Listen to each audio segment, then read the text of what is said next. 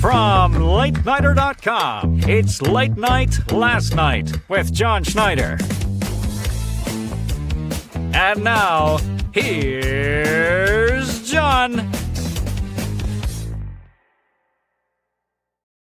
Hello, everybody, and welcome to Late Night Last Night here today on September 24th to talk about what we saw on Late Night Last Night, Tuesday, September 23rd. And it was a remarkable night in late night television, and I cannot wait to get into it with you.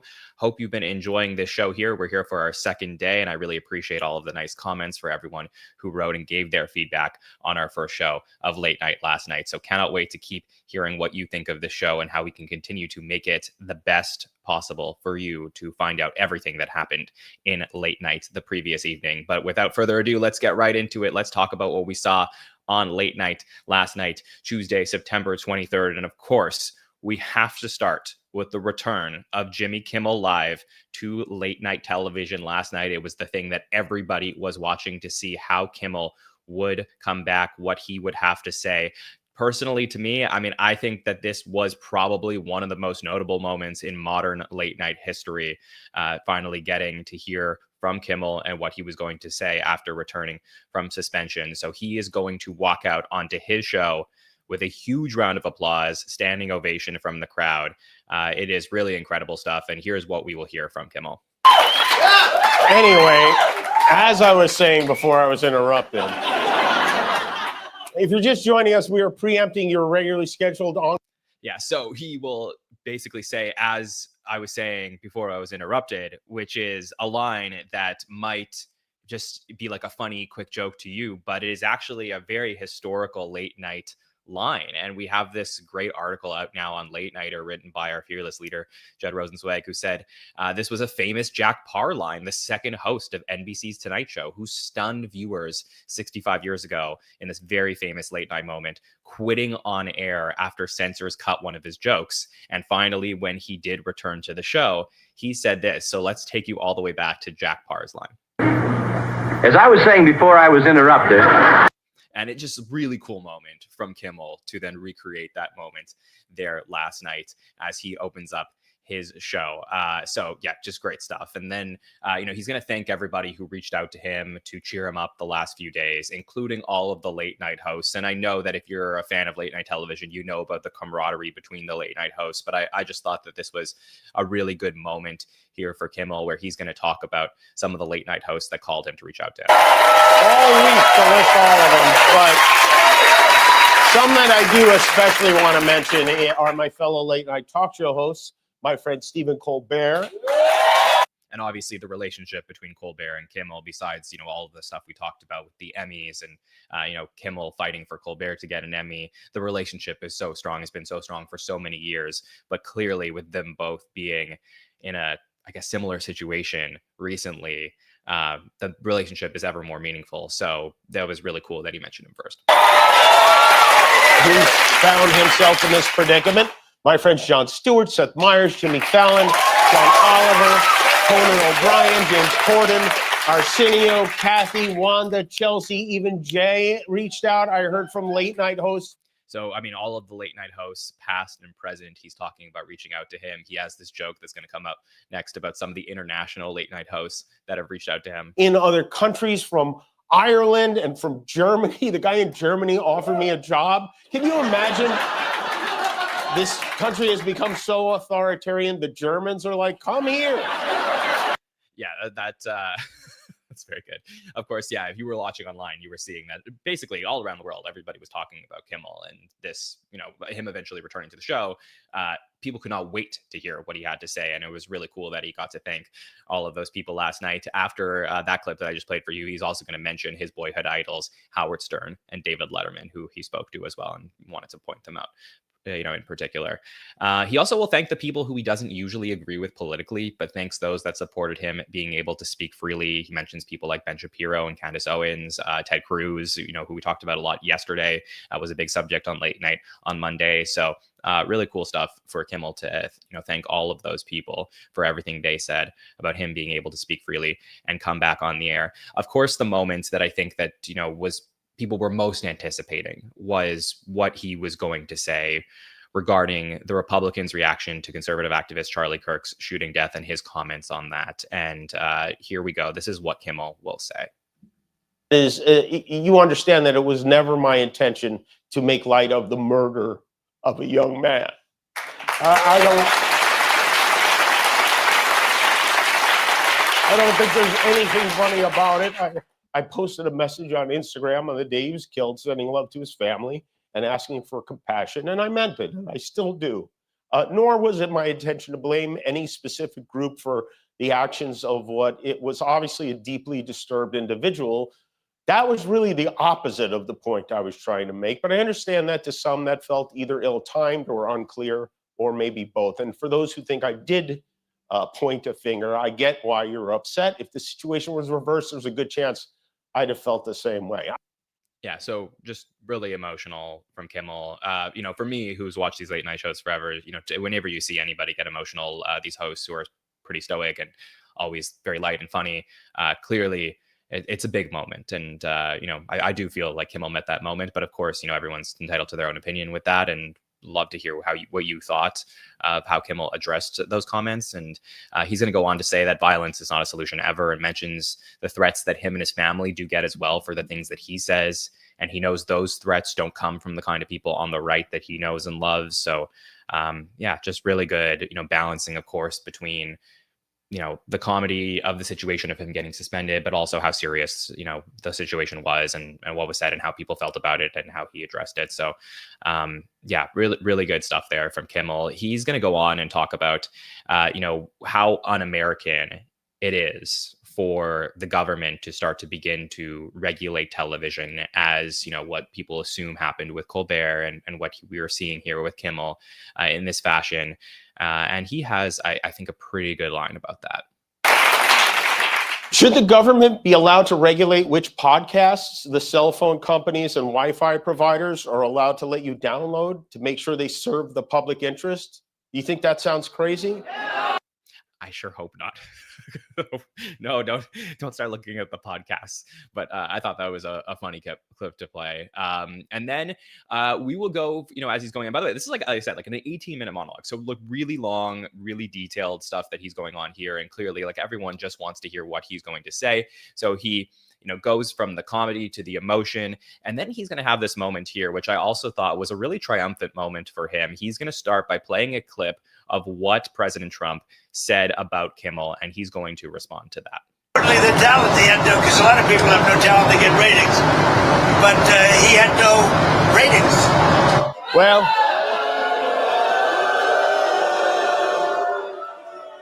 I do tonight. And to me, like, I think that moment, like, of course, the Jack Parr quote was fantastic. Him addressing with all the emotion. I think that's those things that are going to get played. But just that moment of like, well, I do tonight. I think that's the thing that a lot of people are going to remember from this night in late night TV, his response to that. And he's going to continue and say, he tried to get our show canceled, but instead he got millions of people to watch me. He's going to conclude basically this monologue and say that, or at least encourage that people speak out 10 times as loud as Trump continues to go after the late night host, referencing the post on Truth Social about taking down Seth and Fallon as well. So he overall, Kimmel really thankful for everyone who supported him to get his show back on the air. And this monologue, it's something that, though we played some clips here and we talked about it, you really have to go back and watch that one. I encourage it, even if you've been out of the late night sphere for a while, like, go back, watch this one. Just one of the iconic nights in late night television with Kimmel returning to the show. He's going to go to commercial. He'll come back.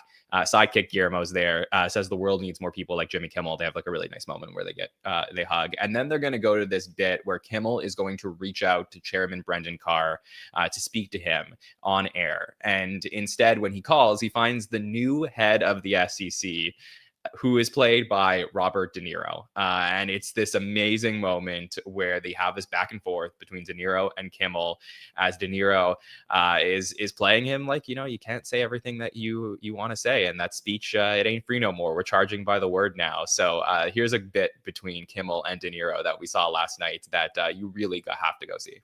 No, well, but pardon me for saying so. Maybe you're the wrong guy to talk to, but it seems like the FCC is using mob tactics to suppress free speech. What the did you just say to me? I didn't mean any offense. You know, you can't curse or we'll get fined by the FCC. I am the FCC. I can say whatever the I want. Yeah, just amazing stuff there from De Niro and Kimmel. Like a really, really good late night moment from this year when you go and you watch that clip. Just great. Robert De Niro, 82 years old, still has it and has a long history with Kimmel and being on a show. I go back and I think about in 2017, they did a special edition of Mean Tweets for Robert De Niro. Like, he's been a good buddy of Kimmel's for a while. So great stuff there from Robert De Niro.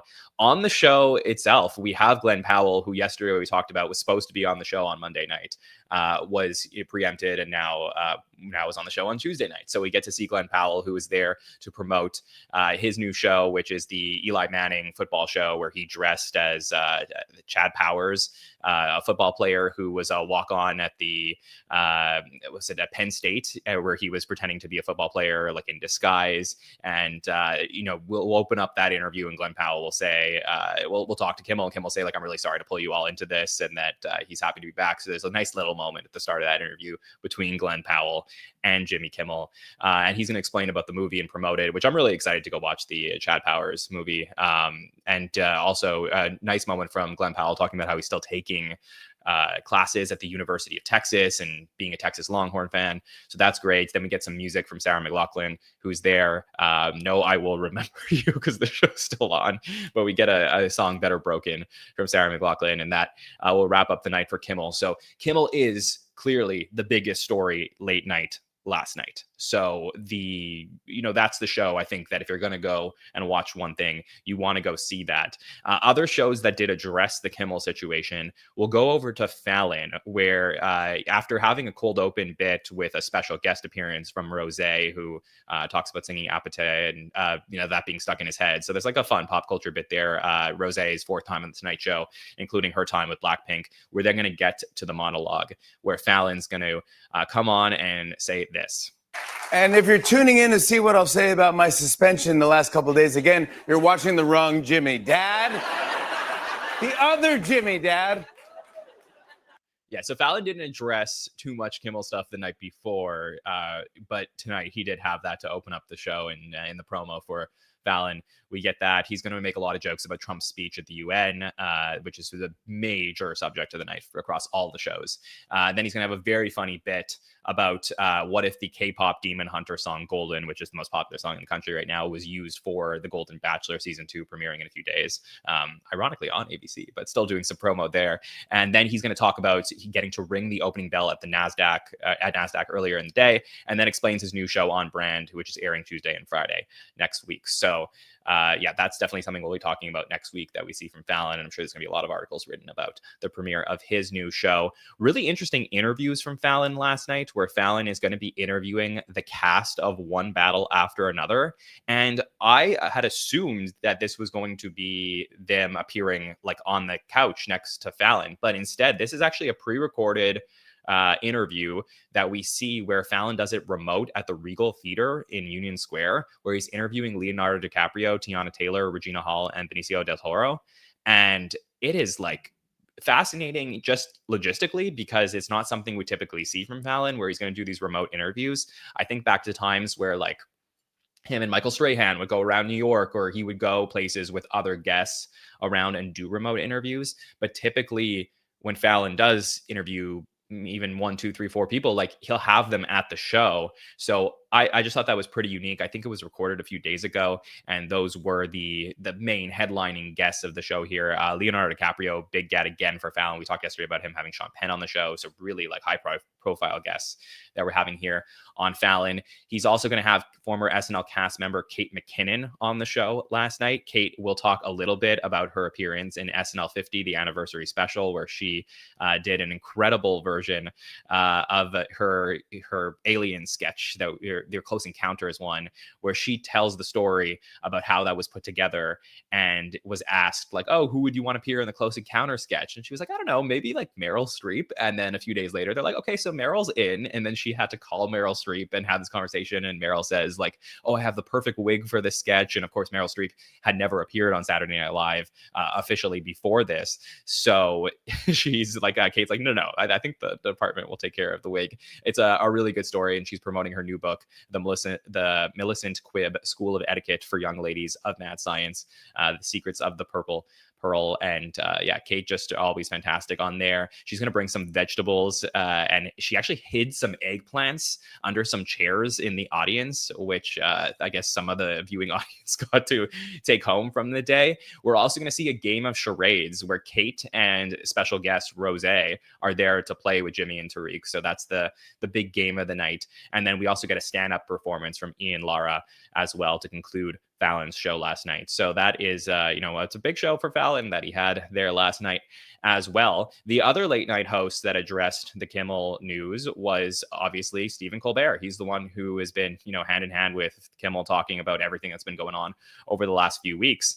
And he's going to open up his show by saying this. I just want to start off, I'm so grateful to have this show. I'm going to say thanks to everybody in here and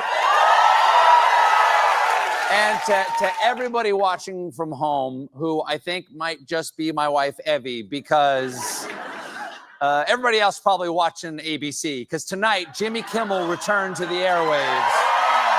And it's just so interesting. Like, you think, like, naturally, they're all friends. They're going to address this. I mean, how can you not address this with everything that's been going on? But it's just interesting that both Fallon makes a joke about how you're watching the wrong Jimmy. And then Colbert sort of says, like, you shouldn't really be watching me right now. I mean, Kimmel, Colbert, and Fallon all airing at the same time. So they're both sending viewers over to ABC if they aren't watching already. So I just thought that was a really fascinating moment in the night. He's going to talk more about Trump's trip to the UN. Again, a big theme for last night. And then he has a pretty good joke about what a Republican senator said about Trump's Tylenol claims. If you missed that over the last few days, Trump had a press conference with RFK Jr. and just talking about the effects of Tylenol and could it be giving autism to pregnant women's kids and future kids. And like, it was like a big deal in the news. And he's going to say this. Now, listen, I'm not a doctor, but you know who is? Republican Senator Bill Cassidy, who posted this about the Tylenol claims. The preponderance of evidence shows that this is not the case. Ooh. I think Bill Cassidy just lost his late night talk show. Yeah, good meta reference there from Colbert. His guests for the night, we got Governor Gavin Newsom, who's actually making his first appearance on The Late Show with Stephen Colbert. He's appeared 3 times on Seth's show, and he actually did speak to Colbert back in the day on the Colbert Report. And they start their interview. They both say that they really wish that they were on Kimmel tonight, which is a fun exchange. And then, Newsom's going to talk about how he tends to troll Republicans with memes of himself. He's going to show a shirt and other, him being on the Mount Rushmore and all of that. And then gets a little bit serious and talks about how he fears that there won't be an election in 2028. So if you are interested to go back and check that out, very interesting stuff there from Newsom. And then we're going to have Priscilla Presley on the show, the former wife of Elvis, who has a memoir out, Softly As I Leave You. It's her first time on the show. She hasn't been on late night, I think, in a very long time. But she's just has a really, really beautiful interview with Colbert, talking about the memoir a little bit, her life with Elvis, and then how she appeared in the Naked Gun films and working with Leslie Nielsen. And so I just thought that was a really, really cool moment that, probably won't get a lot of press because of everything that was going on with Kimmel. But I just thought that was like awesome to have Priscilla Presley on last night. If you get a chance to go back and listen to that interview. Over at The Daily Show, we got Jordan Klepper hosting today. He's hosting for Tuesday, Wednesday, and Thursday of this week. A lot of talk about the rapture that Colbert was referencing the day before. He talks about rapture talk on TikTok, and then Trump on Tylenol, and of course the "it can only good happen," which was a big Trump quote over the last few days. There is a very funny bit with the other correspondents where Michael Costa is going to appear live from the White House, but he's there to talk about what's going on in politics, but he actually hasn't done any research, but because of the rapture, so he didn't need to, and then he's going to disappear slowly. Desi Leidig's going to be at the CDC, and then we're going to see her and she slowly disappears eventually. And then newer correspondent Josh Johnson is at the Tylenol corporate headquarters, and he's waiting to see if he's going to get raptured, but he's actually not getting raptured. He's disappearing because his mom took Tylenol when she was pregnant with him. So great stuff. We also see New York Times bestseller John Fugelsang as the guest on The Daily Show last night. He's the host of Tell Me Everything on SiriusXM. He's going to talk about the relationship between Christianity and authoritarianism, and it's a nice interview there between Jordan and John at The Daily Show. Over at Late Night with Seth Meyers, our final show of the night, we see this show, which was filmed on Monday. So typically Seth's show will film 2 shows on Monday, the Monday show and the Tuesday show. And he's going to be there doing a short monologue before he transitions over to what I think is my favorite Seth Meyers bit, day drinking. I absolutely love this. If you haven't gone back and watched some of the day drinking bits that Seth has done over the years with Rihanna, there's like so many good ones. Paul Rudd recently was fantastic.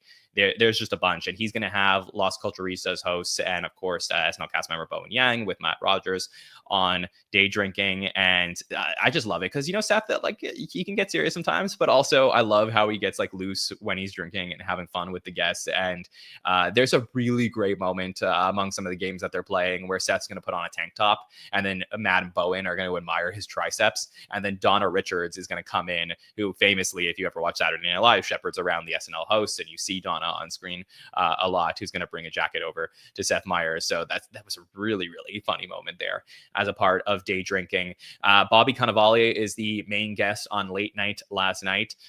He's back on Broadway with Art, one of his Broadway play, and then this is his 4th time on Seth. He tells a very cool story about James Gandolfini having a Vespa and how Bobby used to ride on them with his celebrity friends through New York City. So that's a good one there. And then Lola Young, second night in a row that we're going to see a younger musician appear on Seth's show, where Seth is going to talk to Lola, who actually previously performed her song Messy on Fallon in January. This is the song that really blew up for her, but it's her 3rd album that she's promoting now. And she's going to speak about how Elton John invited her over for brunch and like approved of her new music. So just a nice interview from Lola Young, and very cool for Seth to give some opportunities for some of these younger artists to get to speak on the show. So overall, last night, I mean, a lot of great moments throughout the late night sphere. I think that the Kimmel moment clearly will be the most important moment from late night last night. The entire 18-minute monologue, the whole bit with Robert De Niro. These are things that I think people will remember for years to come, however long all of these shows are airing. And I just think that if you're going to go and search some of those moments from late night last night, that is where you should start. You should start with all of those Kimmel moments, as I'm sure that every show in America is addressing and talking about what Kimmel said on late night TV last night. So hope you enjoy our discussion of late night from Tuesday, September 23rd. Of course, we want to know what you think, so you can write your comments on the YouTube video if you're watching us on our Late Nighter YouTube channel. You can also subscribe to our Late Nighter Podcast Network feed, where we have these shows happening every weekday to talk about what happened on late night last night, as well as our interviews with late night guests and important people from late night history. That is the Inside Late Night with Mark Malkoff podcast, and we have an interview with Wyatt Cenac out right now, so you can go and check that one out, and more fun things to come throughout the entire fall. Of course, we want to know what you think, so like I said, let us know, subscribe to the podcast. Appreciate everybody supporting us here on Late Nighter as we continue our podcasting journey. But on behalf of everybody here at Late Nighter, my name is Jon Schneider, and we will see you tomorrow for some more Late Night Last Night.